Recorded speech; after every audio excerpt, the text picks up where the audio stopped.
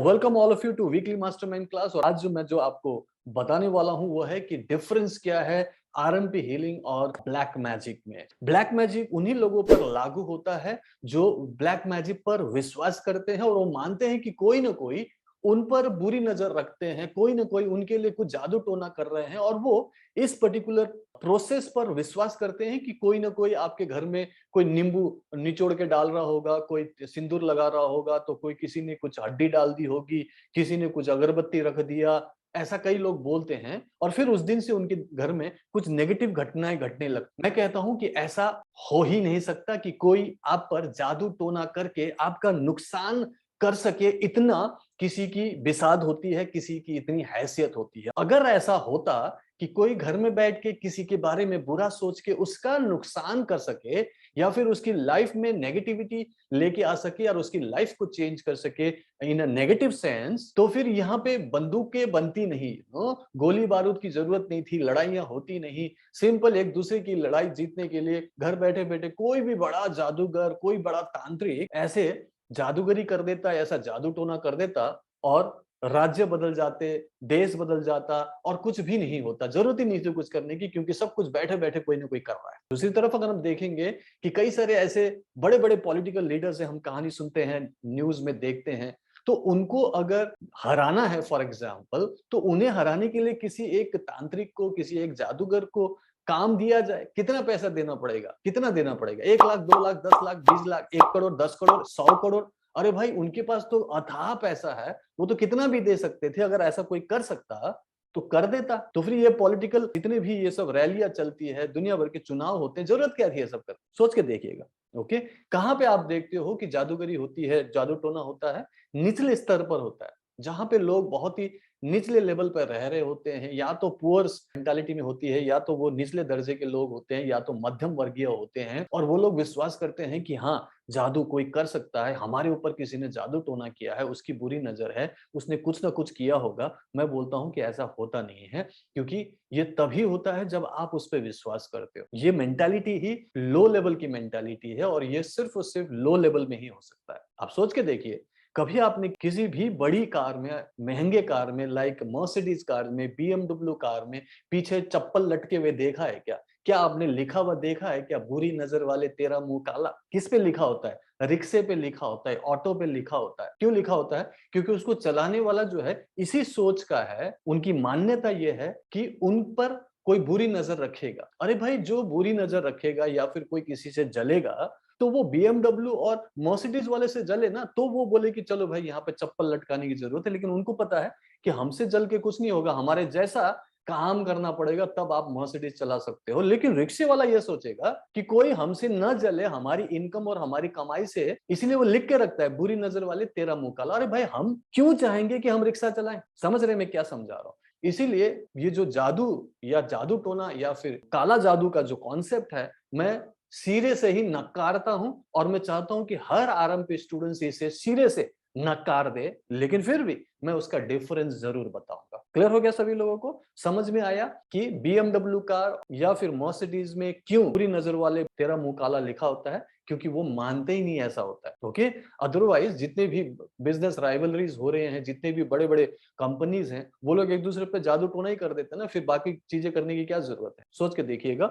सोचना बहुत जरूरी है इस पर्टिकुलर मामले में कि आप क्या सोच रहे हो, किस लेवल पे सोच रहे हो। इसलिए जादू टोना के बारे में मेरे से मत पूछना कभी भी, क्योंकि मैं पहले ही नकारता हूं कि ये हो ही नहीं सकता। क्या करना चाहिए वो मैं बता दूंगा, कि आप हमेशा पॉजिटिव रहे, घर की एनर्जी पॉजिटिव रहे, कोई भी बाहर की नकारात्मक ऊर्जा आप पर काम ना करे, ये मैं बता सकता हूं। लेकिन उसे नहीं स्वीकार करना सिर्फ आपके हाथ में है। तो सबसे पहले स्वीकार करना बंद कर दीजिए। Don't accept it at all. Clear हो गया? ठीक है। बीएमडब्ल्यू कार का एग्जांपल सभी लोगों को समझ में आया? जिनको समझ में आया कि कोई आप पर जादू क्यों नहीं कर सकता, क्योंकि हो ही नहीं सकता कि कोई आप पे जादू टोना कर सकते। कब तक नहीं हो सकता? जब तक आप खुद उसे नहीं मानते कि कोई मुझ पर जादू टोना कर सकता है। ये सिर्फ आपकी नेगेटिव थॉट्स की वजह से है कि आप अलाउ करते हो कि बाहर की कोई भी नकारात्मक ऊर्जा आप पर काम करे, और वो काम करता है। वो किसी के जादू करने से नहीं है, ये आपके खुद की नेगेटिविटी की वजह से है। क्लियर कर लो सब लोग, ठीक है ना? हैविंग सेड सो, अब मैं आपको डिफरेंस बता देता हूं, ठीक है? First of all, black magic. Okay, black magic अगर है तो कैसा है? उसमें डेफिनेटली एक ऐसा प्रोसेस होता है जहां पे एक इंसान बहुत ही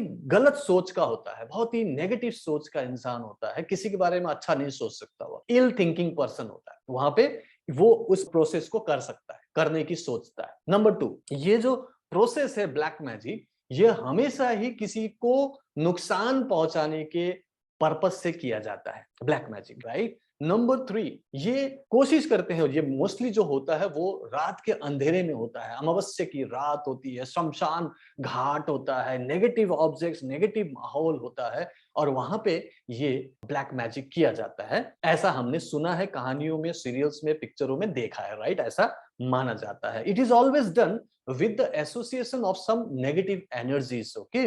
तो ये किसी देवी देवता के सामने रह के हम नहीं करते कि भगवान राम के सामने रह के हम कर रहे हैं, भगवान श्री कृष्ण, हनुमान जी या फिर शिव जी, इन सबको रख के सामने उनकी पूजा करते हुए ऐसा जादू टोना नहीं किया जाता। इसके लिए अलग टाइप की एक इमेज चाहिए होती है, अलग टाइप का भाव चाहिए होता है। इसीलिए वो लोग कोई काला सा डरावना सा दिखने वाला इमेज या मूर्ति की पूजा करते हुए दिखाते हैं, जहां से उनको नेगेटिव एनर्जी आती है, ओके। रात के अंधेरे में, अमावस्या की रात, शमशान घाट, याद कीजिएगा, थोड़ा बहुत आपको विजुअल्स आ रहे होंगे, राइट। सो ये हमेशा नेगेटिव एनर्जीज के साथ ही काम किया जा सकता है। Number 5, it is done with the intention of getting instant result. इसमें वेट नहीं किया जाता है कि हम 10 साल के बाद या 5 साल के बाद या 1 साल के बाद रिजल्ट चाहते हैं। कोई भी अगर किसी से अगर ब्लैक मैजिक करवाता है तो वो सोचता है कि 24 घंटे में रिजल्ट मिलना चाहिए, जल्द से जल्द रिजल्ट मिलना चाहिए, क्योंकि उनको किसी को हार्म करना है। And number 6, it is never done thinking for the best of doer और द रिसीवर। मतलब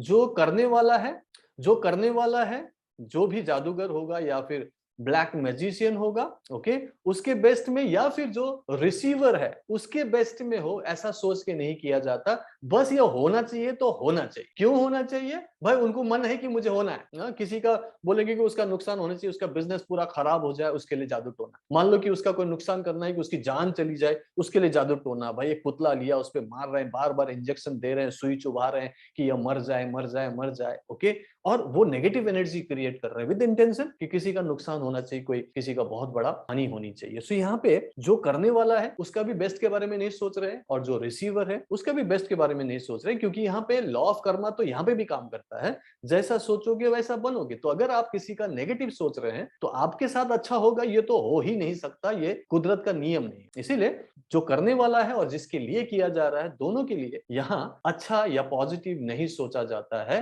ये 100% श्योर है, ठीक है। ये ब्लैक मैजिक है। एंड जब ये प्रोसेस कराया जाता है तो वहां पे कुछ ना कुछ एक ऑब्जेक्ट की जरूरत होती है जो ब्लैक मैजिक में यूज करते हैं। फॉर एग्जांपल मैंने कहा कि किसी का पुतला बनाया, उस पे काम करते हैं। नींबू चाहिए, मिर्ची चाहिए, है ना, या चाकू चाहिए, यहाँ पे किसी की कुर्बानी चाहिए तो मुर्गी चाहिए, बकरी चाहिए, कुछ ना कुछ ये लोग काट के खून निकाल के कुछ कर रहे हैं, something something wrong, negative energy create कर रहे हैं। ऑब्जेक्ट चाहिए उनको कुछ ना कुछ, राइट। और ये सारी चीजें जब किया जाता है तो वहां पे एक एनर्जी क्रिएट हो रही है, और एनर्जी नेगेटिव ही होती है ना। तो वहां पे एक ऑब्जेक्ट की जरूरत पड़ती ही पड़ती है। And then number 8, black magic works only if you believe in it, full stop, okay।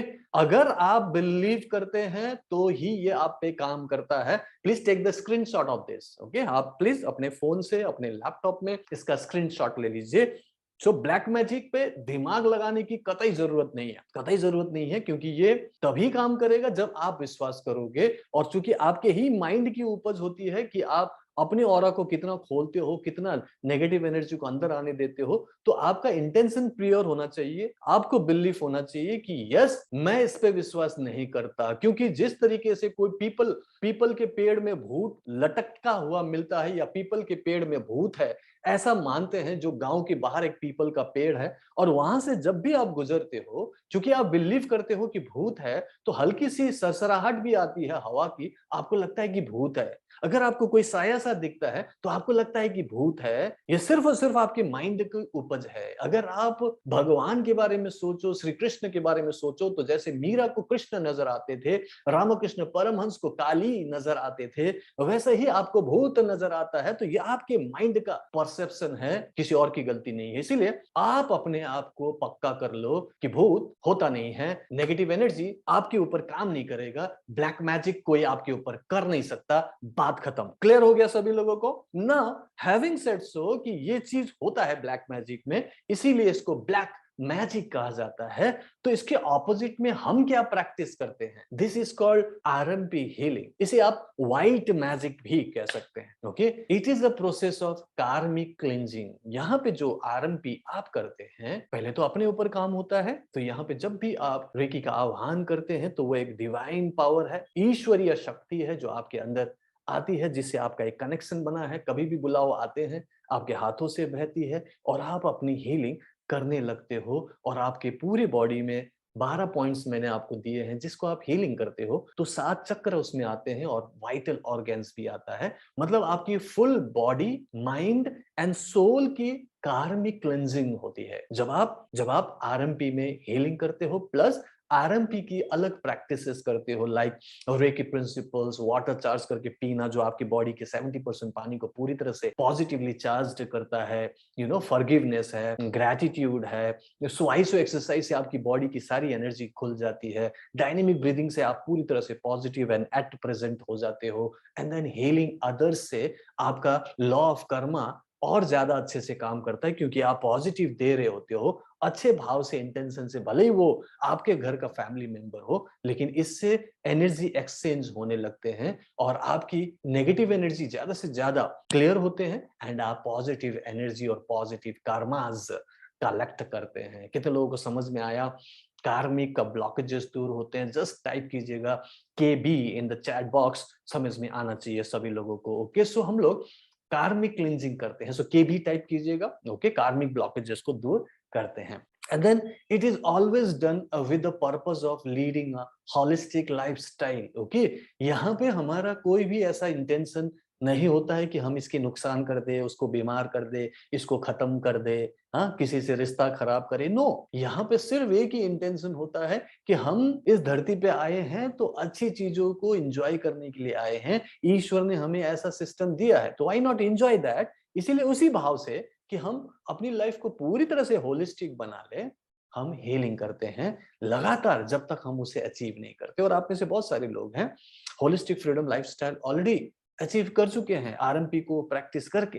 Right, क्यों क्यों करना चाहते हैं? क्योंकि इसी से तो आपकी लाइफ अच्छी महसूस होती है ना। नहीं तो हम संघर्ष कर रहे थे हमेशा के लिए। इसीलिए यहाँ पे इंटेंशन हमारा सिर्फ और सिर्फ एक होता है कि हम अपनी लाइफ को होलिस्टिक फ्रीडम लाइफस्टाइल में कन्वर्ट करना चाहते हैं। ठीक है। Number 3, it can be done any time of the day. RMP के प्रैक्टिस करने के लिए हमें अमावस्या की रात चुनने की जरूरत नहीं, या फिर अंधेरी रात में 12 बजे के बाद प्रैक्टिस। नो, ये सब नहीं करते हम लोग। हम कभी भी कर सकते हैं। कभी भी हीलिंग चाहिए, मैं कर लिया।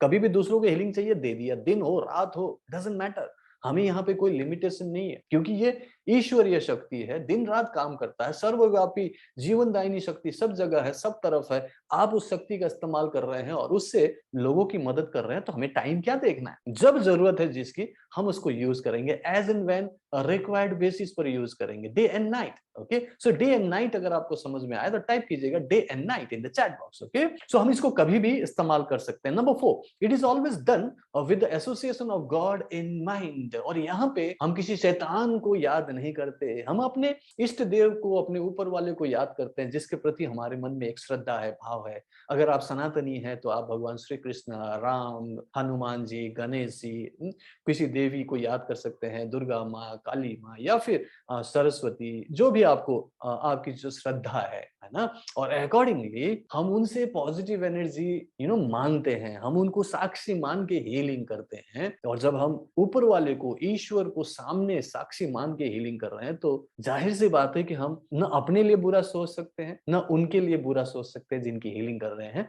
क्योंकि जिनको साक्षी मान के कर रहे हैं, वो तो सर्व के लिए हमेशा अच्छा ही सोचती है ना। इसीलिए हम ईश्वर को साक्षी मान के हीलिंग करते हैं। इसीलिए हमें कभी भी नेगेटिव प्रभाव पड़ेगा ऐसे डरने की जरूरत नहीं है। Number 5, it is done with pure intention of healing self और अदर्स।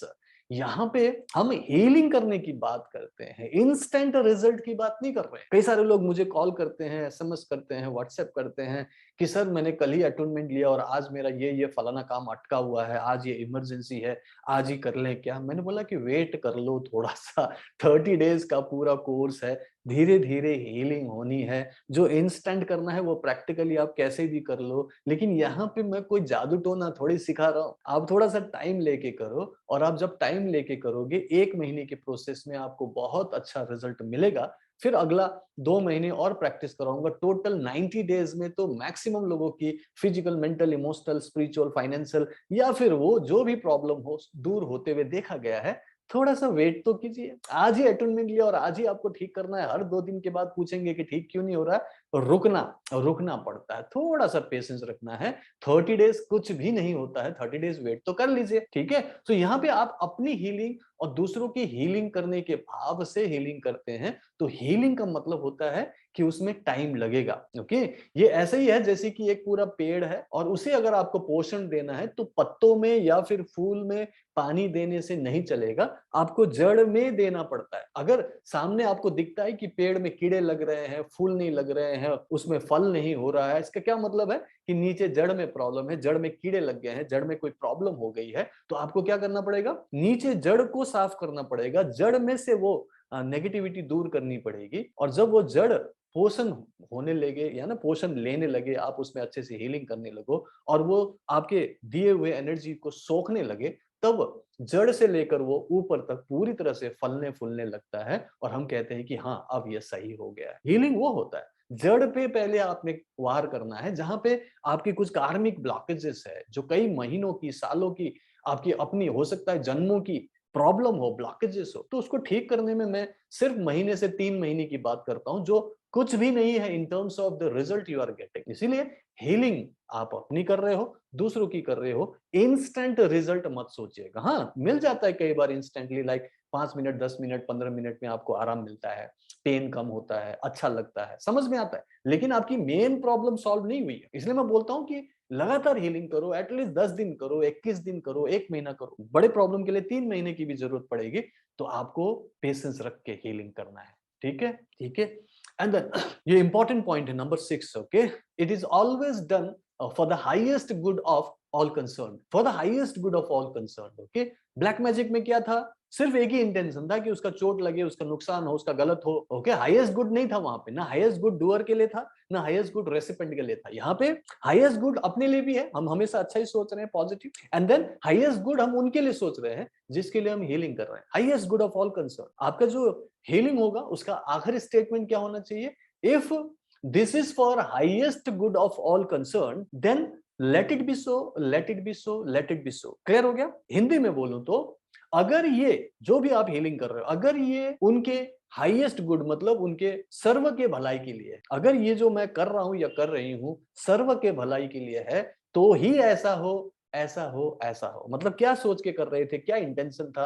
अगर यह सर्व के भलाई में हो, नहीं तो न हो। तो यहाँ पे हम ब्लैक मैजिक नहीं कर रहे हैं, क्लैरिटी के साथ आपको बता रहा हूं। ओके, ये बहुत जरूरी है कि ये माइंड में रखें कि ये यहाँ पे वो नहीं होगा कि जो आप चाहते हो कि वही हो, यहाँ पे वो होगा जो आपके लिए बेस्ट होगा, और वही होना चाहिए। मान लीजिए कि एक एक लड़की है जो चाहती है कि किसी के साथ शादी करे, उसके साथ अफेयर है, 4-5 साल हो गए। मेरे पास एक एग्जाम्पल है जो गुजरात से एक बार आज से बहुत साल पहले रिक्वेस्ट आई थी कि हीलिंग कर दो, और वो लड़की चाहती थी कि उसके साथ उसकी शादी हो, तो मैंने उसके लिए हीलिंग किया। उस समय सिर्फ हीलिंग करता था मैं, 2007 2006-7 की बात कर रहा हूँ। शुरू में मैंने डिस्टेंस हीलिंग का ऐसे प्रोजेक्ट लिए थे, और उन्होंने मुझसे रिक्वेस्ट की थी कि सर मेरी हीलिंग कर दो, मेरे उस लड़के के साथ में शादी करवा दो। मैं बोला कि हीलिंग तो करूंगा, शादी होगी गारंटी नहीं है, आप खुद देख लेना कि यार हो रही हो तो करवाना, नहीं तो नहीं करवाना। उन्होंने हीलिंग करवाई, महीने भर के बाद ही बोले कि सर कुछ हो नहीं रहा है, वो लड़के बात नहीं कर रहा। एक्चुअली बात करना ही बंद कर चुका था, उसको अवॉइड करना बंद शुरू कर चुका था, उसको शादी तो करनी नहीं थी, लेकिन माना नहीं। मैंने हीलिंग दी, लास्ट में बोले कि नहीं सर हीलिंग से काम नहीं कर रहा है, ये तो कोई फायदा नहीं हुआ, आपने तो कोई अच्छी हीलिंग नहीं की। मैंने बोला कि मैं इतना ही कर सकता था, मुझे पता है कि मैंने हीलिंग दी है, अगर वो लड़का तुम्हारे साथ नहीं आ रहा है तो वो लड़का तुम्हारे लिए ठीक नहीं है। लेकिन वो लड़की नहीं मानी, उल्टा सीधा बोल के फोन रखा। मैं उस जमाने की बात कर रहा हूँ। और उसके बाद 6 महीने के बाद उस लड़की का कॉल आता है, जबकि मैं उसे भूल चुका था।